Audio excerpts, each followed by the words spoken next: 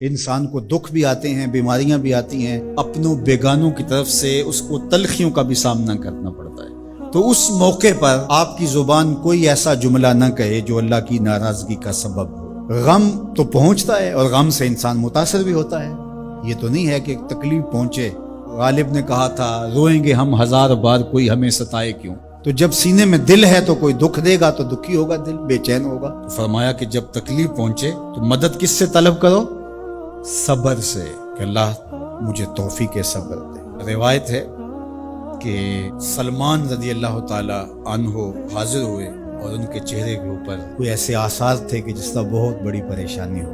تو ان کو کہا کہ تمہارا جو دکھ ہے وہ اس کو کہو جو دکھ کا مداوع کر سکتا ہے، غم اسے کہو جو غم خار ہو، جو غم خار ہی نہ ہو اسے غم کہنے کا فائدہ۔ بعض اوقات لوگ خام خواہ بے چین ہوتے کہ میں کو پوچھے تمہیں کیا ہے، چہرے کے اوپر جو ہے وہ خشونت سجائے، چہرے کے اوپر جو ہے وہ اداسی سجائے۔ آپ کو صدمہ پہنچے تو بعض اوقات ٹھیک ہے، انسان بے بس ہو جاتا ہے، اس کے چہرے بچھڑے سے اس کا ظہور بھی ہوتا ہے، لیکن کچھ ایسی چیزیں جو چھپائی جا سکتی ہیں اس کو چھپائیں۔ ہنس کے پیجا تلخی ایام کو ناصر، غم کے سہنے میں بھی قدرت نے مزہ رکھا ہے۔ غم برداشت کریں، اندر اتار دیں اس کو، اس کا اجر رکھا گیا ہے، اس کا صلہ بتایا گیا ہے۔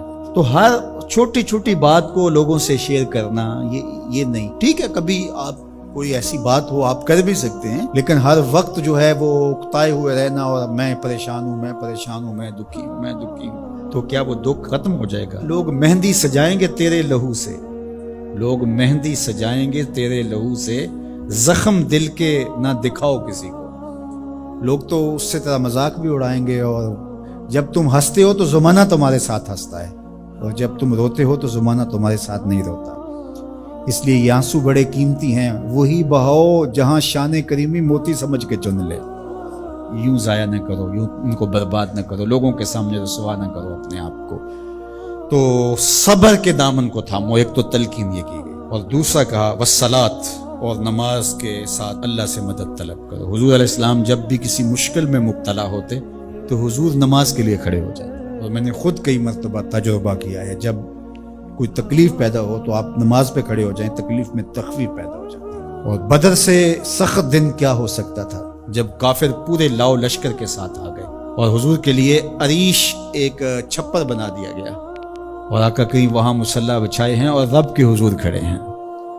مشکل کے وقت جب کوئی سبب نہ رہے تو اس کے حضور آ جاؤ، وہ تمہاری ضرورتوں کا کفیل ہے۔ وَإِنَّهَا لَكَبِيرَةٌ إِلَّا عَلَى الْخَاشِعِينَ، اور یہ بہت بھاری ہے نماز پڑھنا اور صبر کرنا، لیکن جو اللہ کا خوف سینے میں پالنے والے لوگ ہیں، رکھنے والے لوگ ہیں، ان کے لیے مشکل ہے۔ بچے کو صبح اٹھائیں آپ نماز کے لیے تو وہ اٹھتا ہی نہیں ہے، بار بار کہہ کے اس کو اٹھانا پڑتا ہے، اور اس نے سوات کی سیر کے لیے جانا ہو اور دوستوں کو ٹائم دیا ہو، تہجد کے وقت ہی تیار ہو کے بیٹھ جاتا ہے۔ اس کا مطلب ہے کہ اس کو نماز کا شوق نہیں ہے، اس کا شوق تھا، جس کا شوق تھا اس کے لیے اٹھنا بھاری نہ ہوا۔ میرے والد گرامی سے کسی نے کہا جی جاگ نہیں آتی، تو فرمانے لگے صبح منڈی جانا ہو تو جاگ آ جاتی ہے، کچہریوں میں تاریخ ہو تو یاد آ جاتی ہے۔ منڈی جانا یہ تمہاری بدنی ضرورت ہے، بچوں کے پالنے کے لیے، اپنی ضرورت کے لیے۔ کچہریوں میں جانا خوف ہے، نہ گیا تو میرے خلاف فیصلہ ہو سکتا ہے، تو تمہیں نہ امید ہے اللہ سے اور نہ اس کا خوف ہے، تو پھر کیسے جاگ آئے؟ اور کسی نے کہا کہ حضور نماز پڑھنا چاہتا ہوں، جاگ نہیں آتی۔ اللہ اکبر، کہنے لگے ارادہ اگر پکا ہو تو نیند نہیں آتی، بار بار اٹھ کے ٹائم دیکھتے ہیں وقت تو نہ گزر جائے۔